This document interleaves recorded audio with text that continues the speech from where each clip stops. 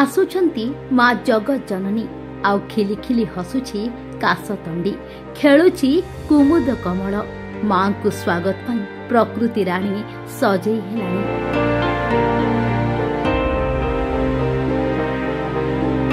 शरत ऋतुरे प्रकृतिर विचित्र सृष्टि हेउछि कासतंडी फूल। शरत आगमन रे एबे सबुठी कासतंडी संभार बिल नदी पठा रास्ता पार्श्व सबुठी खिली खिली होई हसुछि कासतंडी। जगत जननी माँ दुर्गांक आगमन रे हेउछि प्राग सूचना। सते जेमिति जगत जननी को आगमन को चाहि रहिछि प्रकृति। प्रकृतिर अपरूप सौंदर्य समस्त को विमोहित करुथिबा बेले आनमना होई केते कण लेखुछंती कवि। धीर समीरण स्पर्शरे दोलायमान धोब फरफर कासतंडी केतेबेले झुली झुली धरा को छुऊछि तो आउ केतेबेले आकाश को चाहि खिली खिली होई हसुछि। से जणाई देउछि पार्वणर ऋतु आसीछि।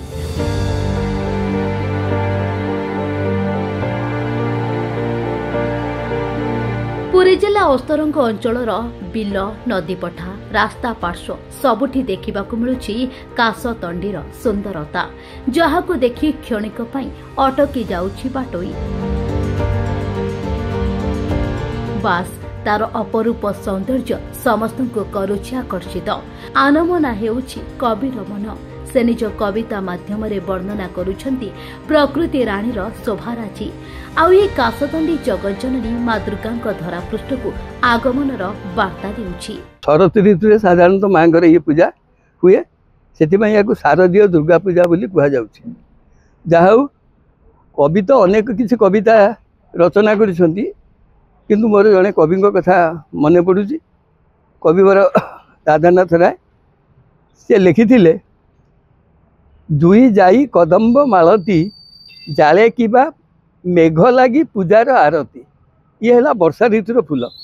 शरत ऋतुर फूल लिखिले, बिल पाटे फुटे कासतंडी कुमुद कमल फुटे सरोवरे मंडी। तेणु फगुण चैत जानी अइला बसंत मल्ली पाखुड़ारे सेज साजिथिली मुत। तेणु एइभली भाबरे विभिन्न ऋतुरे विभिन्न प्रकार फूल वर्णना कविंकर अत्यंत मनमुग्धकर। आ विशेष करी यही शरत ऋतु कासतंडी फूल यही बिलपाट मानक फुटी सते जेमिति माँ लक्ष्मीकर आगमन ये पृथ्वी रानीर सौंदर्य को परिवर्धित करिथाए।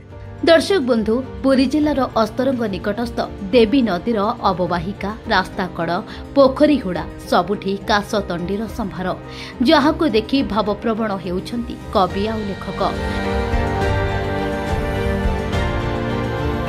पुल्लकित हेउछि धरा, सुनील आकाश तले दूर दिग्बलय पर्यंत विस्तार होइछि शुभ्र वस्त्र परिधान करिथिबा एही कासतंडी।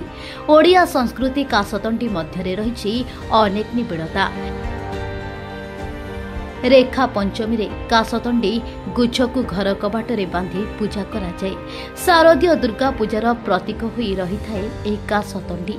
पार्वण ऋतुर वंदना गाइबा पई सते जेमिति आनमना हेउछि आम प्रकृति राणी।